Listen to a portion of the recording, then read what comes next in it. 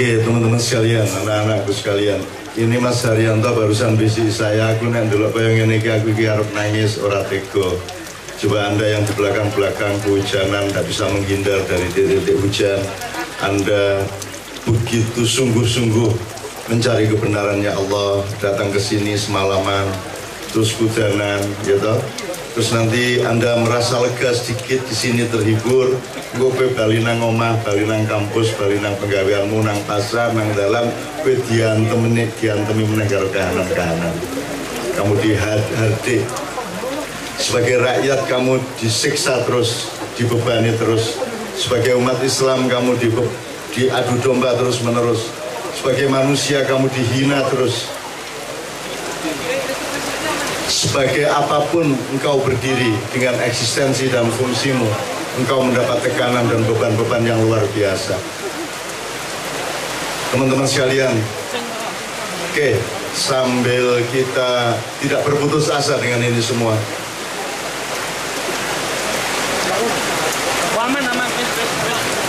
sambil terus menata tempatnya ya, bismillah ya. Wes ngatik rapopo wes, ya ngatik. Oke, teman sekalian ya. Orang coba yang ini gue, ya aku ya, gantian gue. Nanti kita juga punya tamu Pak Kiai Fauzi Arkan dari Salatiga. Beliau ini yang menemani Mas Islamianto bermaiyah setiap bulan dengan nama Cahyo Sumebar di wilayah Klaten, Sukoharjo dan sekitarnya, yang juga sudah istiqomah sudah 2 tahun ini kira-kira. Oke, teman-teman sekalian, begini.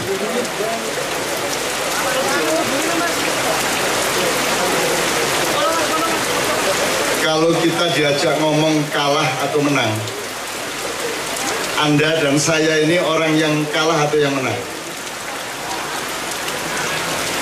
Oke, Anda pasti belum mengerti arahnya. Ini orang apa-apa? Menjawab sesuai dengan refleksinya masing-masing. Kita ini, apa itu orang ma'iyah, apa itu orang yang dalam posisi yang bermacam-macam, iki kegolong wong menang apa wong kalah?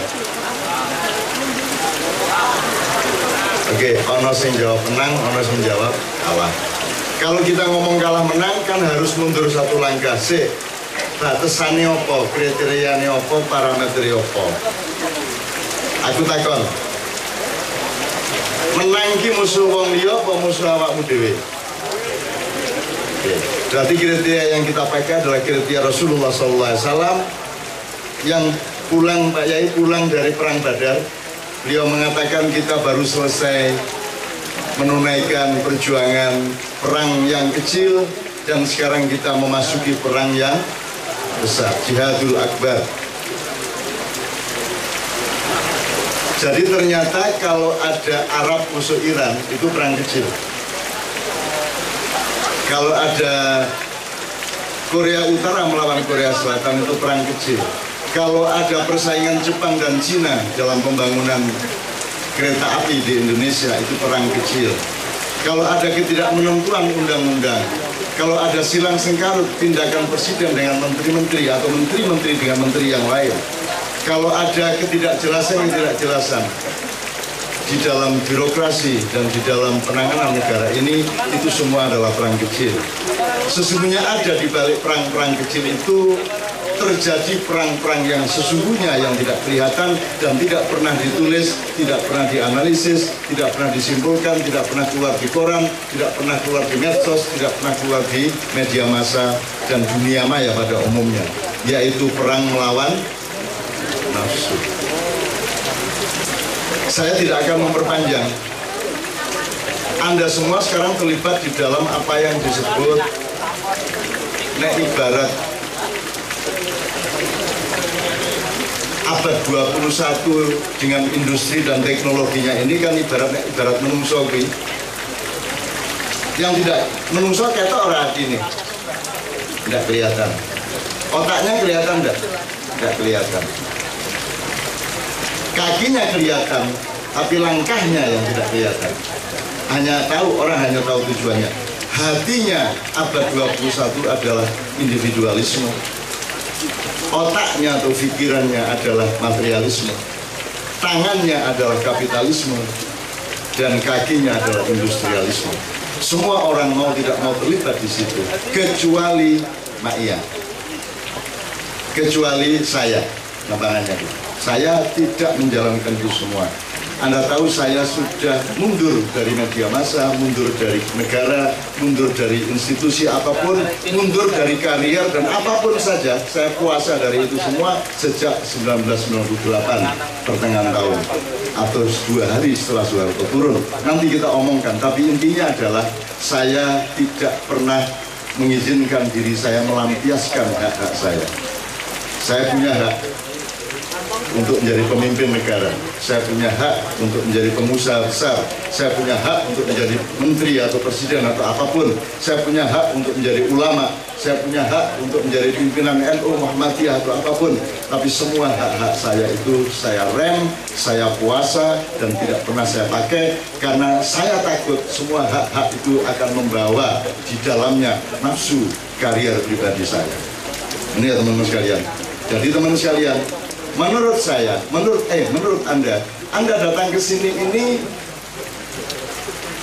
khusus ya, datang ke sini ini sebagai orang menang apa orang kalah?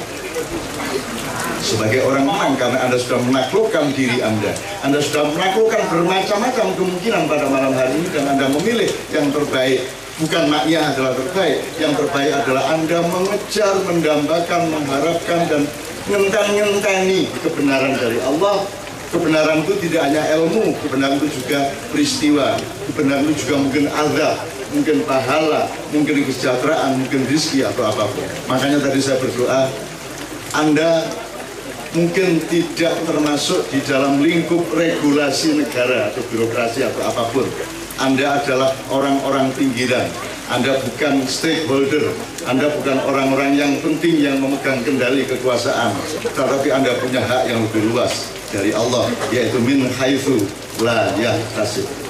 Rezeki Anda oleh Allah dilewatkan tempat-tempat, saat-saat, momentum-momentum dan bentuk-bentuk yang tidak diduga-duga oleh orang-orang di luar Anda yang merasa menang.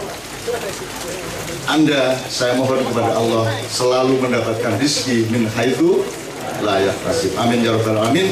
Dan teman-teman sekalian mohon diketahui, saya sampai umur 63 tahun ini saya hidup hanya dari min haitsu la yahtasib. Saya hidup 100% dari kemurahan Allah Subhanahu wa taala, karena saya tidak punya pekerjaan tetap, dan saya dan teman-teman harus menyelenggarakan seperti ini tanpa bisa berhenti. Iso leren mencoba ini. Piye carane leren? Upama njur prei ngono terus piye? Kan rasa leren iki aku. Malah di demo aku. Padang Bulan sudah 23 tahun ora iso leren. Mencoba Syafaat sudah 18 tahun ora iso leren. Gambang Syafaat Semarang, Kenduri Cinta Jakarta, Bambang Wetan Surabaya, Maneges Kudro di Magelang, Parok Kaprawiran di Madiun, Juburan Syafaat di Purwokerto dan sekitarnya, Ambengan di Lampung dan lain sebagainya. Ora iso leren, gelem ora gelem kudu terus. Dan sampai kemanakah kita terus nanti? Tidak ada jalan lain kecuali sampai ke titik di mana Allah mentakdirkan kita untuk meninggal dunia. Meninggal dunia itu ora mati, meninggalkan dunia itu pindah nggon sekon dunya nang mbuh sesuk lagi ngerti. Nek kowe pengen ngerti DCO. Gue jur WA. Sekarang gini aku ini sambil saya ingat ini Mas Agung Waskito dipanggil Allah SWT. Mas Agung Waskito itu temannya teman Kiai Kanjeng di bidang teater, sinetron dan musik. Mas Agung Waskito adalah sutradara saya yang membuat Lautan Jilbab, yang merupakan pemegang rekor nomor 1 jumlah penonton. Jadi tidak pernah ada penonton teater melebihi 10.000. Hanya bengkel pernah, tapi teaternya Mas Agung di Madiun Stadion Lautan Jilbab yang nonton 35.000 orang. Dan alhamdulillah dunia tidak mengetahui itu dan tidak pernah mencatat. Apalagi Muri oleh Tuhan tidak boleh lahir pada waktu itu. Lahirnya belakangan, kan gitu. Supaya tidak dicatat oleh Muri, karena Muri sendiri mencatat rekor tanpa Muri sendiri pernah punya rekor apa-apa. Oke, teman sekalian ya, oke. Jadi teman-teman sekalian, Anda orang yang menang. Wes, gue kudu mantep ki. Loh, miskin apa sugih ora ana urusane karo menang kalah. Sulit apa mudah, hidup pun tidak ada urusannya sama menang kalah. Tidak ada urusannya. Urusannya adalah kamu menang apa tidak melawan yang tidak benar dalam dirimu, kan gitu. Kan itu cuma bahwa hidup itu susah, ono sing rabi cepet, ono sing ora rabi-rabi. Kuwi kan ora ono hubungannya kan menang kalah. Itu soal irama hidup dan Allah yang punya, yang pegang kendali irama itu, gitu ya, manusia lihat. Jadi kita orang yang menang, alhamdulillah. Dan Anda harus meyakini menang, dan saya tidak pernah kalah. Meskipun saya tidak pernah merasa menang, tapi kepada diriku sendiri, aku harus menang dan harus selalu menang dan tidak pernah kalah. Nang awakku dhewe lho, nek nang kowe aku ora entuk menang. Kalau kepada dirimu kamu harus radikal, fundamental. Tapi kalau kepada orang lain engkau harus moderat, harus lembut dan penuh kasih sayang. Ini ya, kecoba kalau bojomu kudu radikal. Khusus gue. Mam. Gue sisa radikal dong. Oke, ini saya pelan-pelan. Jadi menang ya, menang lawan dirimu. Ini, tadi kita cerita sama Yai Fauzi. Gue gelem tak dudui wong-wong sing kok kagumi kuwi ada dalam daftar buku protokol keuangan cendana. Jadi daftar ribuan orang, tokoh maupun bukan, organisasi atau individu yang oleh Soeharto dikasih duit atau yang minta duit sampai beliau meninggal. Itu ada buku tebal sini, tapi tidak boleh diterbitkan oleh Pak Harto. Saking mulianya Pak Harto, dia melarang itu diterbitkan karena akan merusak persatuan bangsa. Bodoh, dogelo orang pemimpin-pemimpin ini. Dan saya bilang, saya kurang suka buku itu karena nama saya tidak ada. Dan aku sekarang ngomong kan kalau Pak Harto ini dia ngerti, kok aku orang ini dia ngerti. Kok oleh diskriminasi kalau aku. Loh, apa Cak Nun butuh duit? Loh, butuh, gila apa? Kalau diiming-imingi Pak Harto duit, ya pengen, gila apa? Tetapi jangan dipikir saya akan benar-benar mau menerimanya, karena seingin-inginnya aku lebih kuat iman dan harga diriku. Oh, terus tadi ada contoh lain. Wes Pak Mustafa iki ya. Ketoke kan ora ana lanange. Ora maksud iki dia tonjolannya kan manusianya, kemanusiaannya bukan kelelakiannya, ya toh? Ya toh? Jadi dia lebih manusia daripada laki-laki. Ono wong sing kemelanangan ngene kok. Nek iki kan kamanungsan. Jadi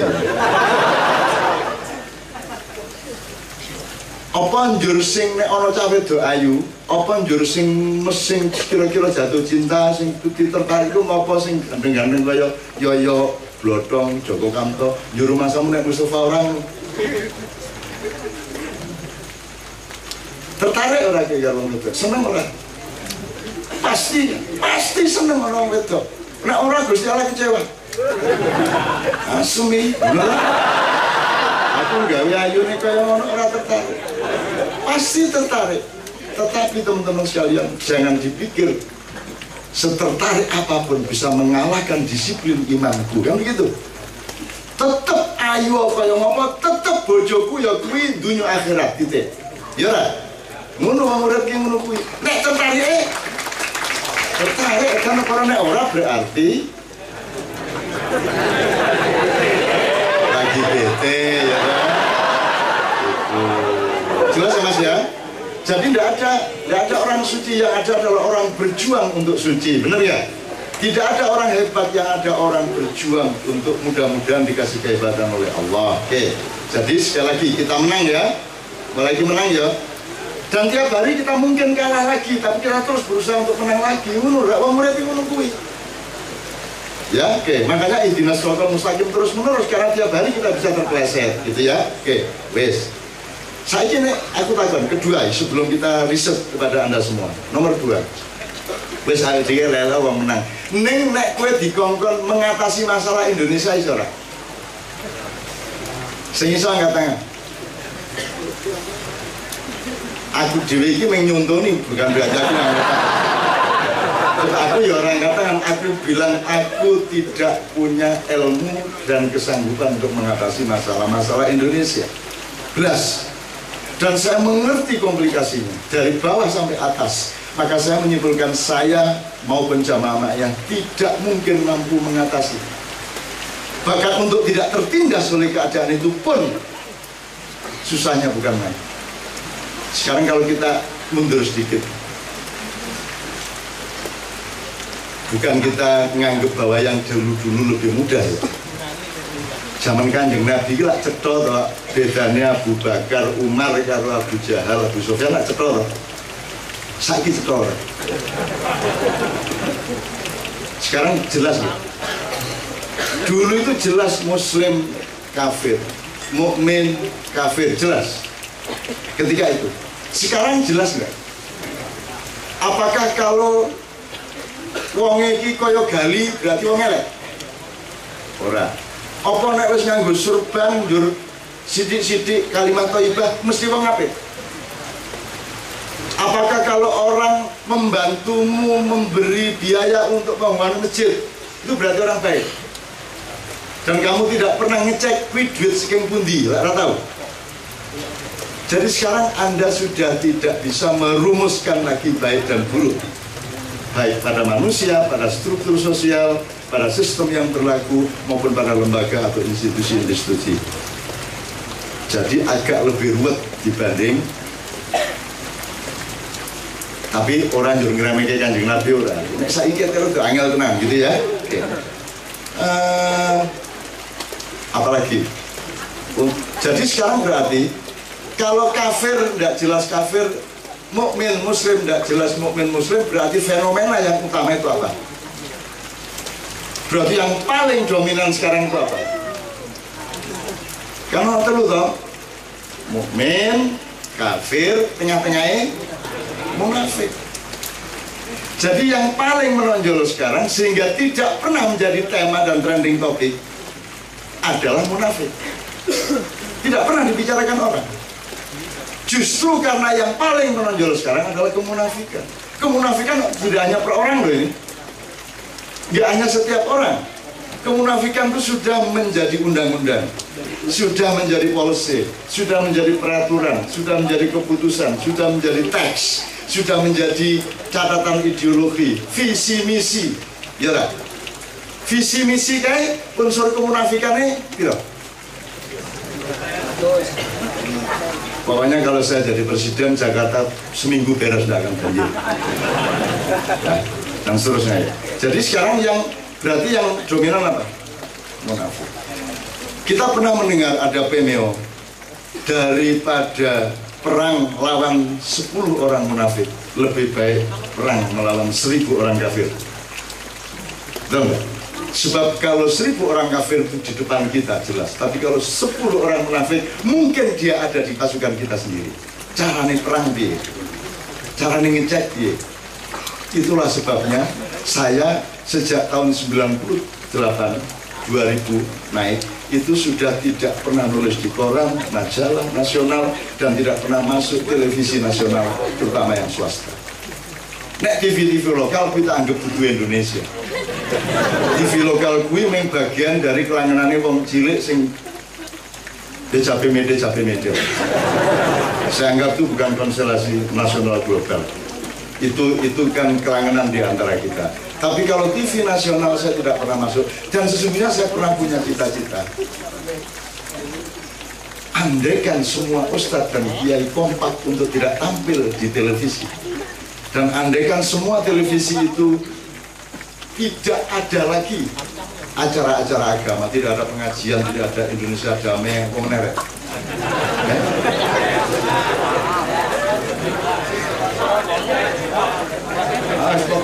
acara-acara agama kalau perlu ada nggak usah ada. Saya sangat setuju. Ini terus terang. Saya sangat setuju di televisi nasional tidak ada unsur agama sedikit pun. Tidak ada ustadz ceramah, tidak ada rano. Supaya jelas bedanya malaikat dan setan. Supaya jelas TV itu apa. Supaya jelas Islam itu apa. Menurut aku.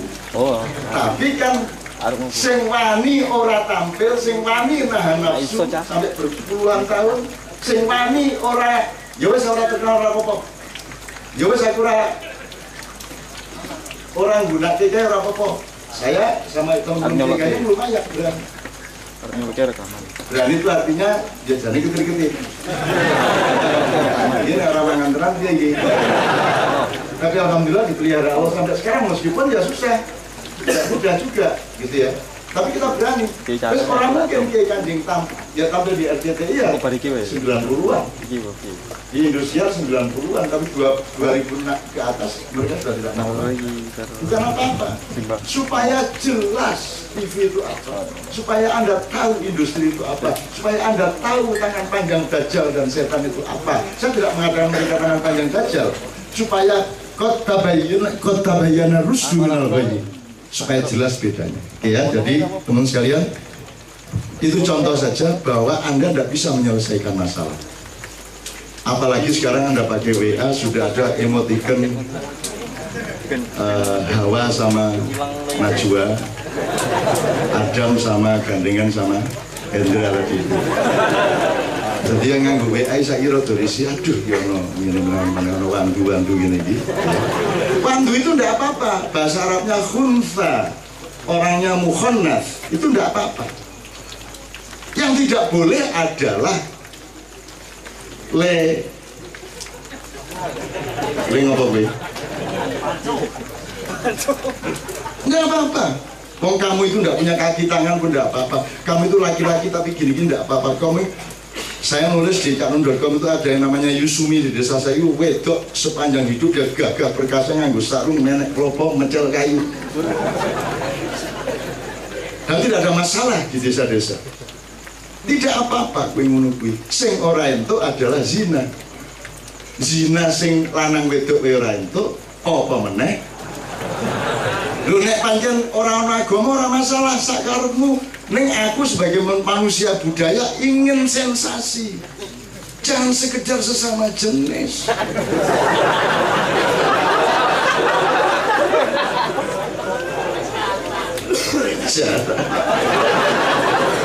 Sejarahnya sing kowe ini apa jarane kowe dijarani apa kowe njarani?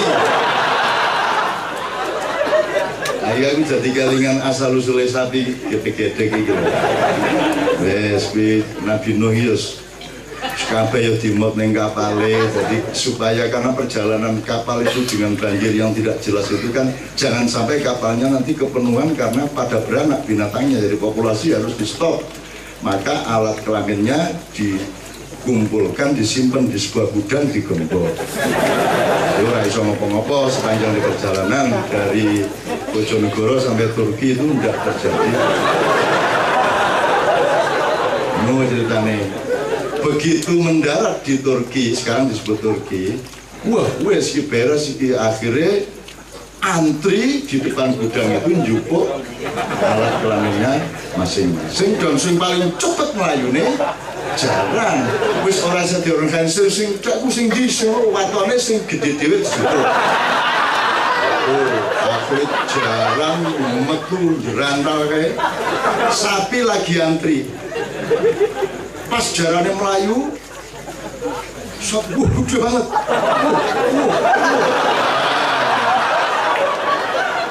Itulah awal mula kenapa sapi kalau jalan gede-gede, karena momentumnya adalah melihat jaran menangan diri mau melayu jerantal gawa kowe-kowe ya.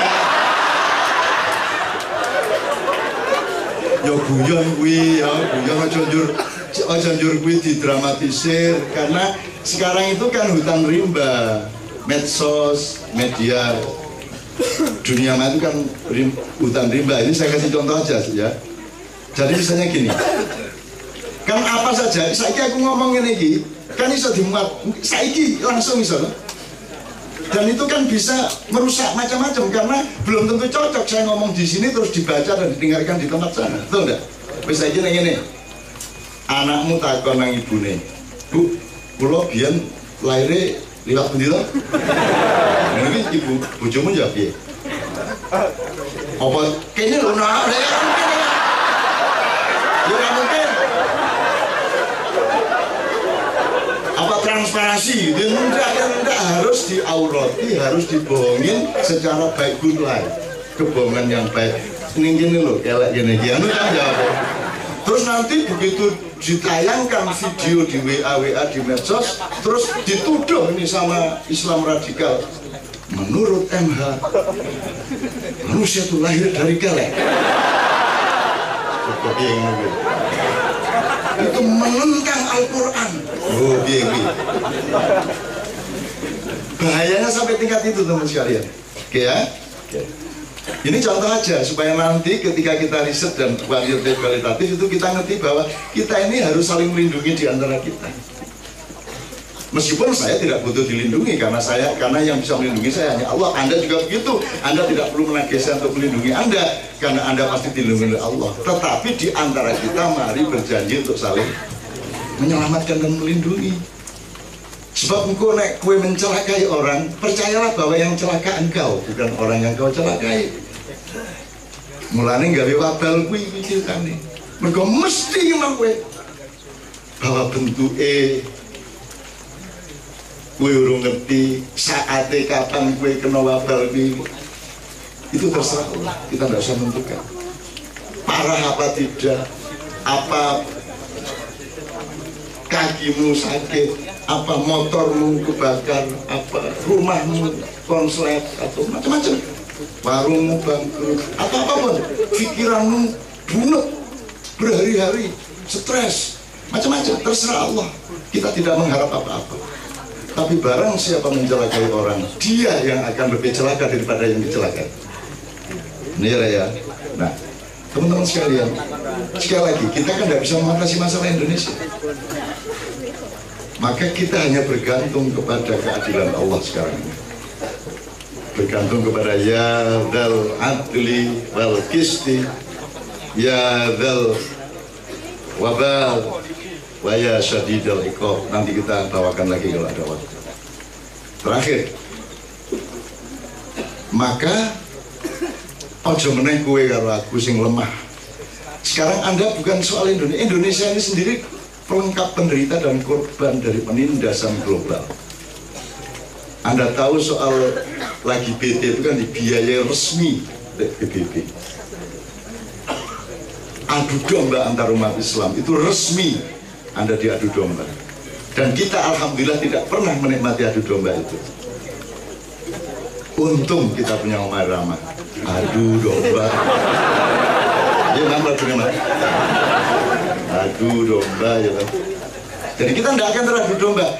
Pernah Anda menemukan saya menjawab orang yang ngelek-elek aku sak huruf ya? Aku ora tau jawab, aku ora tau meladeni, aku ora tau berdebat ora. Kue ojo meneh ngelek-elek aku, memfitnah aku, memaki-maki. Kue mateni aku ora masalah kok. Masalahmu ora karo aku, karo sing duwe aku. Bener Mas?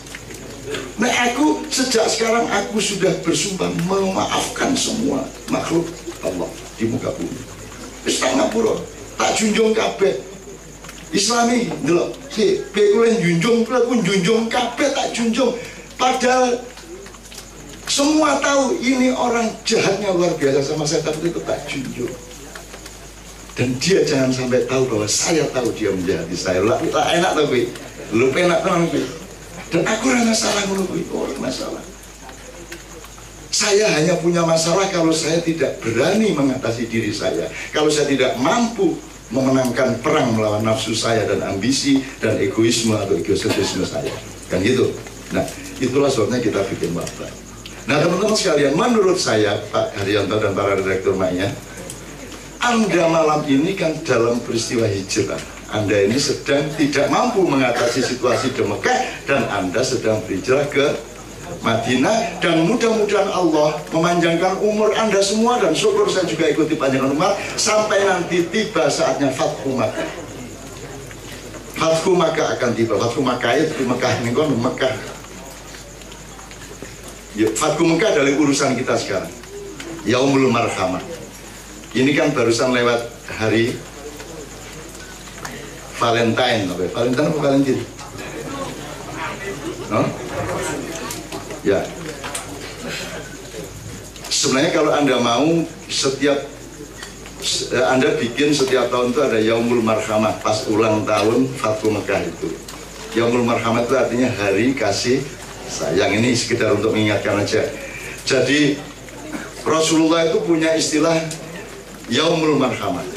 Jadi ketika sekitar 4.000 atau 6.000 tentara kafir itu ditaklukkan, diselinting kayak, terus Rasulullah pidato, ya ayyuhan nas inna hadzal yaum laisa yaumul malhamah walakinna hadzal yaum yaumul marhamah wa antum tulaqa. Wahai umat manusia, wahai saudara-saudaraku yang menjadi tawanan perang, kalian, aku kasih tahu bahwa hari ini bukan hari pembantaian. Artinya mereka tidak akan diapa-apakan. Yaumul malhamah nganggo L, itu berarti hari pembantaian. Itu hari lahem itu kan panganan. Jadi malhamah itu kue di tangan. Ini bukan hari pembantaian. Walakin hadzal yaumul marhamah, ini adalah hari kasih sayang. Dan aplikasi kasih sayang di dalam Islam adalah memerdekakan orang, membebaskan orang yang sebenarnya sudah menjadi tawanan, dibebaskan oleh Rasulullah SAW. Itu. Ini saya sudah cerita berkali-kali dinanya, cuman bagi yang semesteran pertama mudah-mudahan belum pernah mendengar. Kita singar-ngar tuh semester pertama tadi. Jadi Yaumul Marhamah beda sama Valentine, bukan hanya percintaan laki-laki dan perempuan satu orang, tapi pembebasan manusia, kemerdekaan manusia, bahkan ditambahi dengan bonus pampasan perang. Jadi para 6.000 tentara itu dipersilakan lewat pintu sana, pintu sana, pintu sana. Di sana disambut oleh pasukan Islam dan disangoni. Ono dikai unta, dikai lembu, dikai wedus, dikai perak, dikai emas, dikai macam-macam, semua kekayaan pampasan perang entek untuk musuh yang kita taklukkan itu. Itulah Islam. Ning kue ojo nglakoni ngono meneh. Soalnya kue ora kira menang musuh nemu yang guna. Sampai pasukan Islam demo sama Rasulullah, kok kita malah nggak dapat apa-apa.